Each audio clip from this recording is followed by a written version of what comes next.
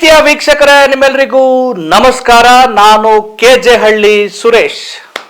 ಅಯೋಧ್ಯೆ ರಾಮ ಮಂದಿರ ಭಾರತದಲ್ಲಿ ಕೋಟ್ಯಾಂತರ ಭಕ್ತರು ಇರುವಂತಹ ಒಂದು ಭಕ್ತರು ಪ್ರೀತಿಸುವ ಆರಾಧಿಸುವ ಒಂದು ಧಾರ್ಮಿಕ ಪುಣ್ಯಕ್ಷೇತ್ರ.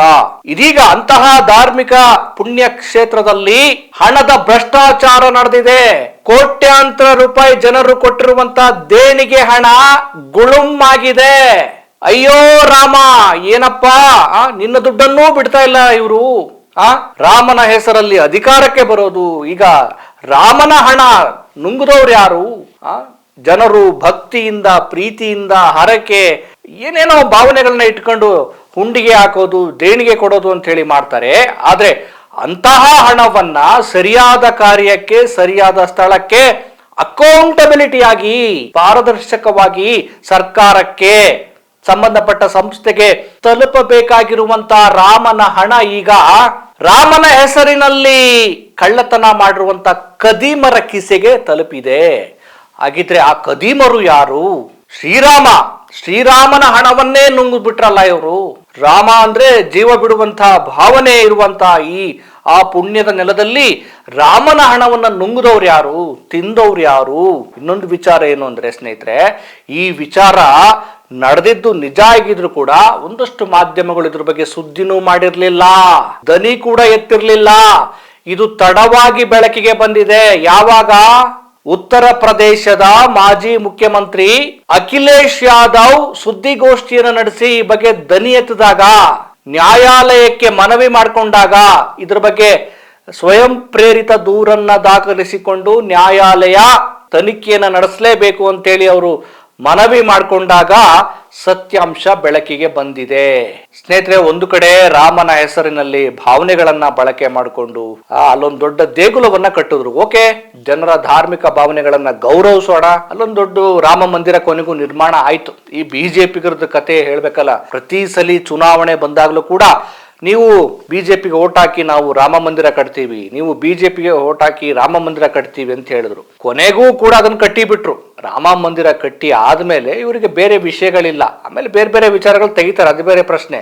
ಅಂತಹ ಜನರ ಅಂದ್ರೆ ಇಟ್ಟಿಗೆಗಳನ್ನ ಕಲೆಕ್ಟ್ ಮಾಡಿ ಏನೇನೋ ದೇವಸ್ಥಾನ ಕಟ್ಟೋದಕ್ಕೆ ಏನೋ ಸಾಮಗ್ರಿಗಳನ್ನ ಕಲೆಕ್ಟ್ ಮಾಡಿ ಮಂದಿರ ಕಟ್ಟಿದ್ರಿ. ಅದಕ್ಕೆ ಲಂಕೇಶ್ ಅವರು ಈ ಹಿಂದೆ ಒಂದು ಮಾತು ಹೇಳಿದ್ರು, ಇಟ್ಟಿಗೆ ಕೊಡಿ ನಾವು ದೇವಸ್ಥಾನ ಕಟ್ತೀವಿ ಅಂತೇಳಿ. ಅದು ವಿವಾದ ಆಗಿದ್ದಾಗ ಈ ಒಂದು ಪ್ರಕರಣ ನ್ಯಾಯಾಲಯದಲ್ಲಿದ್ದಾಗ, ನ್ಯಾಯಾಲಯದ ತೀರ್ಪಿನ ಬಗ್ಗೆ ಕೂಡ ಒಂದು ರೀತಿ ವಿವಾದಗಳಿದ್ದಾವೆ. ಬಹು ಜನರ ಭಾವನೆಗಳನ್ನ ಆಧರಿಸಿ ನಾನು ತೀರ್ಪು ಕೊಟ್ಟೆ ಅನ್ನುವಂಥ ವಿಚಾರವೂ ಕೂಡ ಒಂದು ರೀತಿ ಅದು ವಿವಾದಕ್ಕೆ ಒಂದು ರೀತಿ ವಿರೋಧಕ್ಕೆ ಕಾರಣ ಆಗಿದೆ. ಇರಲಿ, ಈಗ ರಾಮ ಮಂದಿರ ನಿರ್ಮಾಣ ಆಗಿದೆ.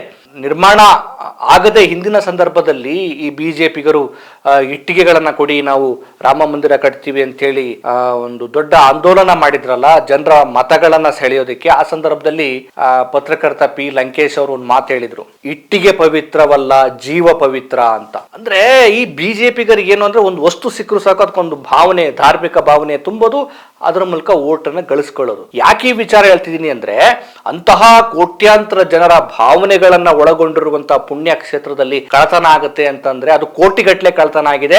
ಅದ್ರ ಬಗ್ಗೆ ಟ್ರಸ್ಟ್ನವರು ಕೂಡ ಬಾಯಿ ಬಿಡ್ತಾ ಇಲ್ಲ, ಅದ್ರ ಬಗ್ಗೆ ಸರಿಯಾಗಿ ಸುದ್ದಿ ಮಾಧ್ಯಮಗಳು ಕೂಡ ಪ್ರಸಾರ ಮಾಡ್ತಾ ಇಲ್ಲ, ಯಾರು ಕೂಡ ಸ್ಪಷ್ಟನೆ ಕೊಡ್ತಿಲ್ಲ. ಅಂತಂದ್ರೆ ರಾಮ ಮಂದಿರವನ್ನ ಕಟ್ಟಿದ್ದು ಜನರ ಭಾವನೆಗಳನ್ನ ಬಳಕೆ ಮಾಡಿಕೊಂಡು ಅಲ್ಲಿ ದೇಗುಲ ನಿರ್ಮಿಸಿದ್ದು, ಇಲ್ಲಿ ಯಾರೋ ಕದಿಮರು ದುಡ್ಡನ್ನ ಲೂಟಿ ಮಾಡ್ಕೊಂಡು ಹೋಗ್ಲಿ ಅಂತನ? ಅದು ಜನರ ದುಡ್ಡು, ಜನರ ಗೌರವಾರ್ಥದ ಭಾವನೆಯ ಹರಕೆಯ ದುಡ್ಡದು. ಅಂತಹ ದುಡ್ಡನ್ನ ಇವರು ಲೂಟಿ ಮಾಡ್ತಾರೆ ಅಂತಂದ್ರೆ ನೀವು ದೇವಸ್ಥಾನವನ್ನ ಕಟ್ಟಿದ್ದು ಯಾವ ಉದ್ದೇಶಕ್ರಪ್ಪ? ಇದ್ರ ಬಗ್ಗೆ ಸ್ಪಷ್ಟನೆ ಕೊಡ್ಬೇಕು. ಈಗ ಅಖಿಲೇಶ್ ಯಾದವ್ ಹೇಳಿದ್ದಾರೆ, ಏನಾಯ್ತು, ಎಷ್ಟು ದುಡ್ಡು ಕಳುವಾಯ್ತು, ಯಾರು ಕಳ್ತನ ಮಾಡಿದ್ರು, ಯಾಕೆ ಕಳ್ತನ ಮಾಡಿದ್ರು, ಎಷ್ಟು ಪ್ರಮಾಣದಲ್ಲಿ ಕಳ್ತನ ಆಗಿದೆ, ಇದು ಮೊದಲಿಂದನೂ ಕೂಡ ನಡೀತಾ ಇದೆಯಾ, ಎಷ್ಟು ಪ್ರಮಾಣದಲ್ಲಿ ಆಗಿರಬಹುದು, ಈ ಭ್ರಷ್ಟಾಚಾರದ ಬಗ್ಗೆ ಯಾಕೆ ಮಾತಾಡ್ತಿಲ್ಲ ಅಂತ ಕೇಳ್ತಾ ಇದ್ದಾರೆ. ಇನ್ನು AAP ಪಕ್ಷದ ನಾಯಕ ಸಂಜಯ್ ಸಿಂಗ್ ಅವ್ರು ಹೇಳ್ತಾರೆ, ಇವರೆಲ್ಲ ನಿಧಿಗಳ್ರು, ಇವರು ಜನರ ಭಾವನೆಗಳನ್ನ ಬಳಕೆ ಮಾಡಿಕೊಂಡು ದೇವಸ್ಥಾನ ಆದ್ಮೇಲೆ ಅಲ್ಲಿ ಜನರ ದುಡ್ಡನ್ನ ಲೂಟಿ ಮಾಡ್ತಾ ಇದ್ದಾರೆ. ಇವ್ರಿಗೇನಾದ್ರೂ ಸತ್ಯದ ಬಗ್ಗೆ ದೈವದ ಬಗ್ಗೆ ನಂಬಿಕೆ ಇದೆಯಾ? ಇಂಥ ನಿಧಿಗಳನ್ನ ಅಲ್ಲೇ ಈ ನಿಧಿಗಳ ನಡುವೆ ನಿಧಿ ಉಳಿಯೋದಕ್ಕೆ ಹೇಗೆ ಸಾಧ್ಯ ಅಂತೇಳಿ ಅವರು ಕೂಡ ಆಕ್ರೋಶವನ್ನ ಅಸಮಾಧಾನವನ್ನ ವ್ಯಕ್ತಪಡಿಸಿದ್ದಾರೆ. ಸ್ನೇಹಿತರೆ, ದೇವಸ್ಥಾನಗಳು ನನ್ನ ಪ್ರಕಾರ ಅದು ಅವರ ಒಂದು ನಂಬಿಕೆ. ಅವರಿಗೆ ಅನಿಸಿದಾಗ ಹೋಗಿ ಬರುವ, ಮತ್ತೆ ಅವರು ಆರಾಮಾಗಿ ಯಾವುದೇ ಭೇದ ಭಾವಗಳಿಲ್ಲದೆ ಯಾವುದೇ ಹುಚ್ಚಾಟಗಳಿಲ್ಲದೆ ಹೋಗಿ ಬರುವ ಒಂದು ಶ್ರದ್ಧಾ, ಒಂದು ಶಾಂತಿಯ ಕೇಂದ್ರಗಳಾಗಿ ಇರಬೇಕಾಗಿತ್ತು. ಇವತ್ತು ದೇವಸ್ಥಾನಗಳಾಗ್ಲಿ, ಮಂದಿರಗಳಾಗ್ಲಿ, ಮಸೀದಿಗಳಾಗ್ಲಿ ಇವತ್ತು ಯಾವ ರೂಪವನ್ನು ಪಡ್ಕೊಳ್ತಿದ್ದಾವೆ? ದೇವಸ್ಥಾನಗಳಲ್ಲಿ, ಈ ಧಾರ್ಮಿಕ ಕೇಂದ್ರಗಳಲ್ಲಿ ಏನೋ ಹುಚ್ಚುಚ್ಚು ಆಚರಣೆಗಳು, ಏನೇನೋ ನಿರ್ಬಂಧಗಳು, ತಾರತಮ್ಯಗಳು, ದುಡ್ಡು ಕೊಟ್ಟವ್ರಿಗೆ ಒಂದು ರೀತಿ, ಕೊಡ್ಲಿಲ್ದವ್ರಿಗೆ ಒಂದು ರೀತಿ, ಬಡವರಿಗೆ ಒಂದು ರೀತಿ, ಶ್ರೀಮಂತರಿಗೆ ಒಂದು ರೀತಿ, ನುಗ್ಗಲು, ತಳ್ಳಾಟ, ಆಮೇಲೆ ಮೌಢ್ಯ. ಅದೇನೋ ಕೇರಳದ ಕೊಟ್ಟಿಯಾರ್ ದೇವಸ್ಥಾನ ನಾವು ನೋಡಿದ್ವಲ್ಲ, ಸೋಷಿಯಲ್ ಮೀಡಿಯಾದಲ್ಲಿ ವಿಡಿಯೋಗಳು ಹರಿದು ಬರ್ತಿದ್ದಾವೆ. ಜನ ಮರಳು, ಜಾತ್ರೆ ಮರಳು ಅಂತ ಹೇಳಿ ಜನ ಏನೋ ಒಂದು ನಂಬಿಕೆಯಲ್ಲಿ ಇಟ್ಕೊಂಡೋಗಿ ಅಲ್ಲಿ ದುಡ್ಡು ಹಾಕ್ತಾರೆ ಹುಂಡಿಗೆ. ಆ ದುಡ್ಡು ನಿಜವಾಗಿಯೂ ಸರಿಯಾದ ಜನರಿಗೆ, ಸರಿಯಾದ ಕಾರ್ಯಕ್ಕೆ ಬಳಕೆ ಆಗುತ್ತಾ ಅಂತೇಳಿ ಜನರ ಮತಿ ಯೋಚನೆ ಮಾಡಬೇಕು, ಜನರ ವಿವೇಕ ಯೋಚನೆ ಮಾಡಬೇಕು. ಬಡವರಿಗೆ ಯಾರೋ ಒಬ್ಬ ಹಸಿದಿದ್ದಾನೆ, ಯಾರೋ ಬಡವರು ಕಷ್ಟದಲ್ಲಿದ್ದಾರೆ, ಯಾರೋ ಒಬ್ಬ ರೈತ ಕಷ್ಟದಲ್ಲಿದ್ದಾನೆ, ಅವ್ರಿಗೊಂದು 10,000, ಒಂದು 5,000, ಒಂದು 500 ರೂಪಾಯಿ ಕೊಡೋದಕ್ಕೆ ಹಿಂದೆ ಮುಂದೆ ನೋಡ್ತೀವಿ ಮತ್ತು ನೋಡ್ತಾರೆ. ಆದ್ರೆ ಹುಂಡಿಗೆ ಸುರಿಯೋದಕ್ಕೆ ಏನು ಯೋಚನೆ ಮಾಡಲ್ಲ. ಮತ್ತೆ ಒಡವೆ, ವಜ್ರ ಎಲ್ಲವನ್ನು ತಂದು ಆ ದೇವಸ್ಥಾನಗಳಿಗೆ ಸುರಿಯೋದು, ಧಾರ್ಮಿಕ ಕೇಂದ್ರಗಳಲ್ಲಿ ಅಲ್ಲಿ ಹಾಕೋದು. ನಿಜವಾಗಿಯೂ ನೀವು ಕೊಟ್ಟಂತ ದುಡ್ಡು ಸರಿಯಾಗಿ ತಲುಪ್ತಾ ಇದೆಯಾ? ಅರ್ಹವಾಗಿದೆಯಾ? ದುಡ್ಡು ಮೊದಲು ನೀವು ದುಡ್ದ ದುಡ್ಡು ಅರ್ಹವಾಗಿದೆಯಾ? ಆಮೇಲೆ ಆ ದುಡ್ಡು ನಿಜವಾಗಿಯೂ ಅರ್ಹರಿಗೆ ತಲುಪ್ತಾ ಇದೆಯಾ ಅನ್ನೋದ್ರ ಬಗ್ಗೆ ಜನ ಯೋಚನೆ ಮಾಡಬೇಕಾಗಿದೆ. ಈಗ ನೋಡಿ, ಈ ರಾಮ ಮಂದಿರದ ವಿಚಾರಕ್ಕೆ ಬರೋದೇ ಆದ್ರೆ ನೋಡಿ, ರಾಮ ಮಂದಿರ ಅಂದ್ರೆ ಹಿಂದೂಗಳಿಗೆ ಒಂದು ಪವಿತ್ರವಾದ ಸ್ಥಳ. ರಾಮ ಮಂದಿರ ಅಂದ್ರೆ ಹಿಂದೂಗಳಿಗೆ ಒಂದು ಆರಾಧ್ಯವಾದ ದೈವ. ಅದು ಅಂತ ಕ್ಷೇತ್ರದಲ್ಲೂ ಲೂಟಿ ಆಗ್ತಾ ಇದೆ ಅಂತಂದ್ರೆ ಯಾವ ಮಂದಿರನೂ ಬಿಡಲ್ಲ.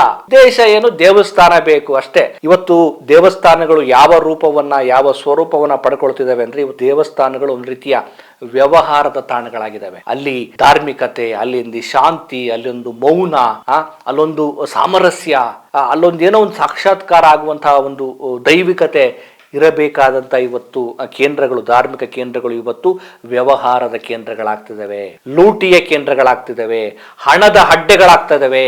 ಕಾರಣ ಜನರನ್ನ ಈ ರೀತಿಯ ಧಾರ್ಮಿಕವಾಗಿ ಸೆಳೆಯುವಂತಹ ಈ ಪುರೋಹಿತಶಾಹಿ ವ್ಯವಸ್ಥೆ ಒಂದು ಕಡೆ, ಅದಕ್ಕೆ ಒಳಗಾಗುವಂತ ಜನಸಮೂಹ ಇನ್ನೊಂದು ಕಡೆ. ಹಾಗಾಗಿ ಬಹಳ ಬೇಗ ಟ್ರಾಪ್ ಆಗ್ತಾರೆ, ಬರ್ತಾರೆ, ದುಡ್ಡು ಸುರಿತಾರೆ. ನೀವು ಉಂಡಿಗೆ ದುಡ್ಡು ಹಾಕಿದ್ರೆ ಶ್ರೀರಾಮ ನಿಮ್ಮನ್ನು ಇಷ್ಟಪಡಲ್ಲ. ನೀವು ನಿಜವಾಗಿಯೂ ನೊಂದವರಿಗೆ, ಕಷ್ಟದಲ್ಲಿರೋರಿಗೆ, ಅರ್ಹರಿಗೆ, ಯಾರಿಗೆ ಅವಶ್ಯಕತೆ ಇದೆಯೋ ಅವರಿಗೆ ದುಡ್ಡು ಕೊಟ್ರೆ ಶ್ರೀರಾಮ ಖುಷಿ ಆಗ್ತಾನೆ. ನೀವು ತಾಂಡೋಗಿ ಅಲ್ಲಿ ಹಾಕಿದ್ರೆ ಅಲ್ಲಿನ ಟ್ರಸ್ಟ್ನವರು, ಅಲ್ಲಿ ಕೆಲಸ ಮಾಡೋರು, ಆ ದುಡ್ಡು ಎಣಿಸೋರು ಯಾವಂತ ತಗೊಂಡ ಏನ್ ಮಾಡಿದ್ರ ಅನ್ನೋದು ಅದೊಂದು ಅಕೌಂಟಬಿಲಿಟಿ ಇರಲ್ಲ. ಅವ್ರದೇ ಆಟ, ಅವ್ರದೇ ಲಗ್ಗೆ, ಅವ್ರದೇ ಆಟ, ಅವ್ರದ್ದೇ ಆಟ ಆಗತ್ತೆ. ಕೇಳೋರು ಯಾರು, ಹೇಳೋರು ಯಾರು? ಯೋಚನೆ ಮಾಡ್ಬೇಕಲ್ವ ನಮ್ಮ ಜನ. ಈಗ ನೋಡಿ, ಈ ಟ್ರಸ್ಟ್ ನಲ್ಲಿರುವಂತವ್ರು ಯಾರು ಕೂಡ ಇದ್ರ ಬಗ್ಗೆ ಸ್ಪಷ್ಟನೆ ಕೊಡ್ತಾ ಇಲ್ಲ. ಸರಿಯಾಗಿ ಕಳ್ಳತನ ಆಗಿದೆ ಅಂತಾನು ಹೇಳ್ತಾ ಇಲ್ಲ, ಆಗಿಲ್ಲ ಅಂತಾನು ಹೇಳ್ತಾ ಇಲ್ಲ. ಇದ್ರ ಬಗ್ಗೆ ಯಾವುದೇ ಉಲ್ಲೇಖ ಇಲ್ಲ, ಹಾಗೆ ಹೀಗೆ ಅಂತೇಳಿ ತೇಲಿಸಿ ಮಾತನಾಡ್ತಿದ್ದಾರೆ.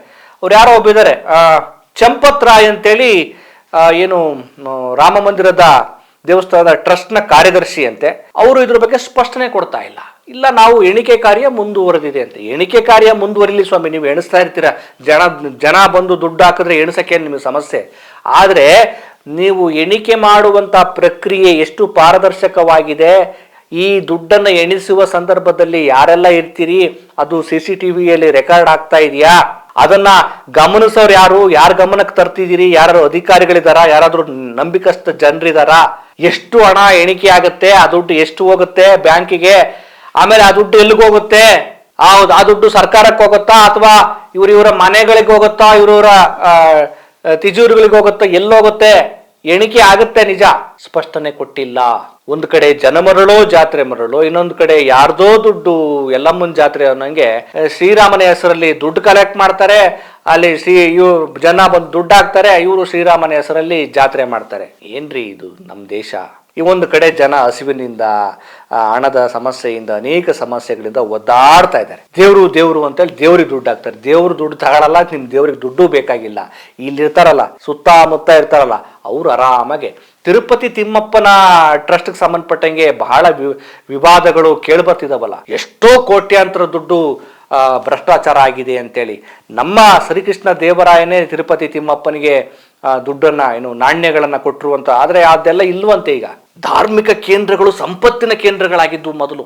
ಈ ಬೇರೆ ದೇಶಗಳಿಂದ ನಮ್ಮ ದೇಶಕ್ಕೆ ಬಂದು ಲೂಟಿ ಮಾಡ್ತಾ ಇದ್ರಲ್ಲ, ಅವ್ರು ಬಂದು ದಾಳಿ ಮಾಡ್ತಿದ್ದು ಜನರ ಮನೆಗಳ ಮೇಲೆ ಅಲ್ಲ, ಈ ದೇವಸ್ಥಾನಗಳ ಮೇಲೆ ಲೂಟಿ ಮಾಡ್ತಾ ಇದ್ರು. ಯಾಕೆಂದ್ರೆ ಜನರ ಹಣ, ಜನರ ತೆರಿಗೆಯ ದುಡ್ಡು ಎಲ್ಲವೂ ಕೂಡ ಅಧಿಕಾರ ಕೇಂದ್ರಗಳು ಯಾವಾಗಿದ್ವು ಮೊದಲು? ಈ ದೇವಸ್ಥಾನಗಳೇ ಆಗಿದ್ವು, ಈ ಅಗ್ರಹಾರಗಳೇ ಆಗಿದ್ವು. ಅಲ್ಲಿ ಬಂದು ಅಲ್ಲಿ ಇರುವ ಸಂಪತ್ತನ್ನು ತಗೊಂಡು ಹೋಗ್ತಾ ಇದ್ರು. ಇವತ್ತು ಜನರ ದುಡ್ಡು ಈ ರೀತಿ ಯಾರದ್ದು ಭ್ರಷ್ಟರ, ದುಷ್ಟಕೂಟರ, ರಾಮನ ಹೆಸರಲ್ಲಿ, ಕೃಷ್ಣನ ಹೆಸರಲ್ಲಿ ಕಳ್ಳ ಲೆಕ್ಕ ಕೊಟ್ಕೊಂಡು ಲೂಟಿ ಮಾಡ್ತಾ ಇದ್ದಾರೆ. ಇದ್ರ ಬಗ್ಗೆ ಉತ್ತರ ಪ್ರದೇಶದ ಮುಖ್ಯಮಂತ್ರಿ ಒಂದೇ ಒಂದು ಮಾತಾಡಿಲ್ಲ. ನಾವು ರಾಮ, ಬಾಯಿ ಬಿಟ್ರೆ ರಾಮ ರಾಮ ಅನ್ನೋರು ಈಗ ಏನಾಯ್ತಪ್ಪ, ರಾಮನ ಹೆಸರಲ್ಲಿ ಕೋಟಿ ಕೋಟಿ ಗುಳುಮಾಯ್ತಲ್ಲ, ಇದ್ರ ಬಗ್ಗೆ ಮಾತಾಡಿ ಅಂದ್ರೆ ಯಾರು ಮಾತಾಡ್ತಾ ಇಲ್ಲ. ಯೋಗಿ ಆದಿತ್ಯನಾಥ್ ಕೂಡ ಇದ್ರ ಬಗ್ಗೆ ಸ್ಪಷ್ಟನೆ ಕೊಡ್ತಾ ಇಲ್ಲ. ಎಲ್ಲಿಗೋಯ್ತು ಕಳ್ತನ? ಈಗೇನೋ ನಮಗೆ ಸಿಕ್ಕಿರೋ ಮಾಹಿತಿ ಪ್ರಕಾರ ಒಂದು 4-5 ಜನ ಏನೋ ಅವ್ರನ್ನ ಅರೆಸ್ಟ್ ಮಾಡಿದಾರಂತೆ. ಯಾರೋ ಒಬ್ಬನ ಹತ್ರ ಅವನು ಬ್ಯಾಂಕಿಂದ ಟ್ರಾನ್ಸ್ಫರ್ ಆಗಿರೋ ದುಡ್ಡನ್ನ ವಶಪಡಿಸ್ಕೊಂಡಿದಾರಂತ. ಒಂದು 5 ಲಕ್ಷನೋ 1 ಲಕ್ಷನೋ. ನೀವು ಯಾರೋ ಒಬ್ಬ ಅಮಾಯಕರನ್ನ ಬಚಾವ್ ಮಾಡೋದು ಬೇಕಾಗಿಲ್ಲ, ಅಥವಾ ಅದನ್ನ ಸಿಕ್ಕಾಕ್ಸೋದು ಬೇಕಾಗಿಲ್ಲ. ಇದ್ರ ಹಿಂದಿರುವ ದೊಡ್ಡವರುಗಳು ಯಾರು, ಇದ್ರ ಹಿಂದಿರುವಂತ ಭ್ರಷ್ಟರು ಯಾರು, ಪಿತೂರಿಗಳು ಯಾರು, ಪಿತೂರಿ ಮಾಡೋರು ಯಾರು, ಅವ್ರನ್ನ ಕಂಡುಹಿಡಿಬೇಕು. ಆಮೇಲೆ ಹತ್ತತ್ರ 5-50 ಕೋಟಿ ಲೆವೆಲ್ಗೆ ಭ್ರಷ್ಟಾಚಾರ ಆಗಿದೆ, ಲೂಟಿ ಆಗಿದೆ, ಗುಳುಮ್ ಆಗಿದೆ ಅನ್ನೋದು ಸುದ್ದಿ. ಆ ದುಡ್ಡು ಎಲ್ಲಿಗೋಯ್ತು, ಯಾರಿಗೋಯ್ತು, ಯಾವುದಕ್ಕೆ ಬಳಕೆ ಆಯ್ತು? ಸರಿಯಾದ ನಿಷ್ಪಕ್ಷಪಾತವಾದ ತನಿಖೆ ನಡೆದ್ರೆ ಸತ್ಯಾಂಶ ಹೊರಗಡೆ ಬರುತ್ತೆ. ಇಲ್ಲ ಅಂದ್ರೆ ಇದು ಲೂಟಿ ಕಾರ್ಯ ನಿರಂತರವಾಗಿ ನಡೀತಾ ಇರುತ್ತೆ. ನಮ್ಮ ಹುಚ್ಚು ಜನಗಳು ತಗೊಂಡೋಗಿ ದುಡ್ಡನ್ನ ಸುರಿತಾ ಇರ್ತಾರೆ. ಅವ್ರು ಆರಾಮಾಗಿ ಆ ದುಡ್ಡನ್ನ ತಿಂದ್ಕೊಂಡು ಮೋಜು ಮಸ್ತಿ ಮಾಡ್ಕೊಂಡು ರಾಮನಿಗೆ ಒಂದು ನಮಸ್ಕಾರ ಹೇಳ್ಕೊಂಡು, ನೋಡಪ್ಪ ನಿನ್ ಕಡೆಯಿಂದ ನಮ್ಗೊಂದು ಹೆಂಗೋ ಜೀವನ ನಡೀತು. ಜೀವನ ಅಲ್ಲ, ಮೋಜು ಮಾಡ್ತಾ ಇದೀವಿ, ನಿನ್ನ ಹೆಸರು ನಮ್ಮ ಮೋಜು ಅನ್ಕೊಂಡು ಈ ರೀತಿ ಆಗತ್ತೆ. ಅದಾಗಬಾರ್ದು. ಜನರ ಬೆವರಿನ ಹಣ, ಜನರ ಭಾವನೆಯ ಹಣ, ಅದು ದೈವತ್ವಕ್ಕೆ ಅಂದ್ರೆ ಅರ್ಹ ಜನರಿಗೆ, ನೊಂದವರಿಗೆ, ಕಷ್ಟದಲ್ಲಿರೋರಿಗೆ ತಲುಪಬೇಕು. ರಾಮ ರಾಮ ಅಂತ ಹೇಳ್ತಿದ್ದಂತ ಅಯೋಧ್ಯೆ, ಬಿಜೆಪಿಗರು ಬಾಯಿ ಬಿಟ್ರೆ ಶ್ರೀರಾಮ ಶ್ರೀರಾಮ ಅಯೋಧ್ಯೆ ಅಂತ ಹೇಳ್ತಿದ್ದಂತ ಅಂತ ಒಂದು ಪುಣ್ಯ ಕ್ಷೇತ್ರದಲ್ಲಿ ಲೂಟಿ ಆಗಿದೆ, ನಿಧಿ ಕಳ್ತನ ಆಗಿದೆ ಅಂತಂದ್ರೆ ಇದ್ರ ಬಗ್ಗೆ ಬಿಜೆಪಿಗರು ಏನ್ ಹೇಳ್ತಾರೋ ಗೊತ್ತಿಲ್ಲ, ಮೋದಿ ಅವ್ರು ಏನ್ ಹೇಳ್ತಾರೋ ಗೊತ್ತಿಲ್ಲ. ಯಾರು ಅಯೋಧ್ಯೆ UPಯ ಯೋಗಿ ಆದಿತ್ಯನಾಥ್ ಏನ್ ಹೇಳ್ತಾರೋ ಗೊತ್ತಿಲ್ಲ. ಅವರೆಲ್ಲ ಏನು ಹೇಳಲ್ಲ. ಈ ಕಾರ್ಯ ನಡೀತಾ ಇರುತ್ತೆ. ನೋಡೋಣ, ಮತ್ತೊಂದು ವಿಚಾರ ಜೊತೆ ನಿಮ್ಮನ್ನು ಭೇಟಿ ಮಾಡ್ತೇನೆ. ನಮಸ್ಕಾರ.